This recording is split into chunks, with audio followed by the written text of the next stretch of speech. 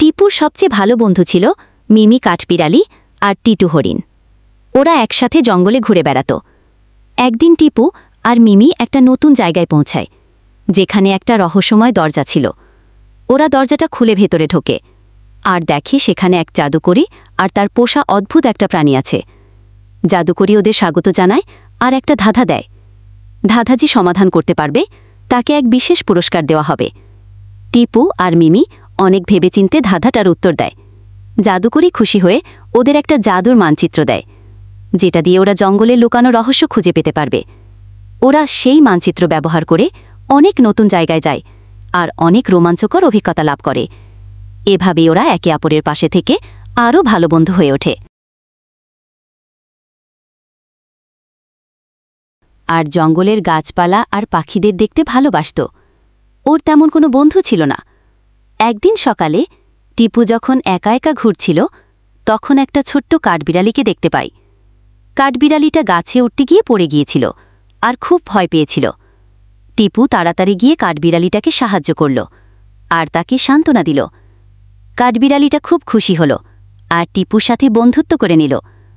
তারপর থেকে ওরা দুজনে মিলে একসাথে জঙ্গলে ঘুরে বেড়াত আর নতুন নতুন জিনিস আবিষ্কার করত। ওদের বন্ধুত্ব দেখে জঙ্গলের অন্যান্য পশুরাও খুব খুশি হতো আর তারাও আস্তে আস্তে সবার সাথে মিশতে শুরু করল। এভাবেই টিপু তার লাজুকতে বন্ধুত্ব দেখে জঙ্গলের অন্য পশুরাও খুব খুশি হতো।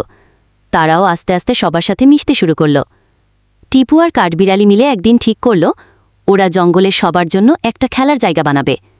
সবাই মিলে একসাথে কাজ করে একটা সুন্দর খেলার জায়গা তৈরি করল। এখন জঙ্গলের সবাই মিলে সেখানে খেলাধুলা করে, একসাথে গল্প করে আর খুব আনন্দে থাকে।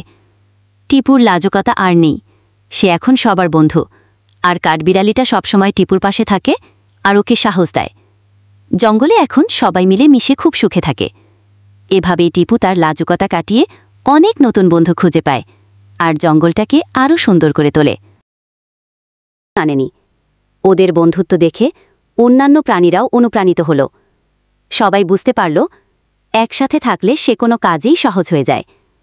তারা সবাই মিলে একদিন মিটিং করল আর ঠিক করল তারা নিয়মিতভাবে জঙ্গলের ভালোর জন্য কাজ করবে। তারা নদীর জল পরিষ্কার রাখত, নতুন গাছ লাগাত আর নিশ্চিত করত যে জঙ্গলের সবাই নিরাপদে থাকতে পারে। টিপু আর কাঠবিড়ালির নেতৃত্বে জঙ্গলটা হয়ে উঠল আরও সুন্দর আর নিরাপদ। সবাই মিলে একসাথে কাজ করার ফলে তাদের জীবনটা হয়ে উঠল আরও সুখের আর শান্তিপূর্ণ। টিপু আর কাঠবিড়ালি বুঝিয়ে দিল ছোট্ট ছোট্ট প্রাণীরাও একসাথে কাজ করলে অনেক বড়। কাঠবিড়ালি মিলে জঙ্গলটা আরও উন্নত করার চেষ্টা করল। ওরা পশুদের পড়াশোনার জন্য একটা স্কুল খুলল, যেখানে সবাই নতুন নতুন জিনিস শিখতে পারত। ওরা একটা হাসপাতালও তৈরি করল, যাতে কেউ অসুস্থ হলে তাড়াতাড়ি চিকিৎসা পেতে পারে। টিপু আর কাঠবিড়ালির এই উদ্যোগে জঙ্গলের সবাই খুব খুশি হল। তারা বুঝতে পারল নিজেদের মধ্যে ঐক্য থাকলে আর সবার জন্য কাজ করলে জীবনটা আরও অনেক ভালো হতে পারে। টিপু আর কাঠবিড়ালির এই মহান কাজগুলো দেখে জঙ্গলটা হয়ে উঠল সবার কাছে একটা অনুপ্রেরণা, আর তাদের বন্ধুত্ব হয়ে উঠল সবার জন্য একটা উদাহরণ। এভাবেই টিপু আর কাঠবিড়ালি শুধু নিজেদের জীবনই পরিবর্তন করেনি, তারা পুরো জঙ্গলটাকেই বদলে দিল। বিড়ালির এই অসাধারণ কাজগুলো দেখে জঙ্গলের সব প্রাণীরা তাদের খুব সম্মান করত। তারা ওদের নেতা হিসেবে মেনে নিল আর সব সময় ওদের পরামর্শ নিত। টিপু আর কাঠবিড়ালি তাদের দায়িত্ব খুব মনোযোগে দিয়ে পালন করত। তারা সবসময় চেষ্টা করত যে জঙ্গলে সবাই শান্তিতে আর সুখে থাকতে পারে। তাদের বুদ্ধিমত্তা আর দয়া দেখে জঙ্গলের সবাই মুগ্ধ ছিল।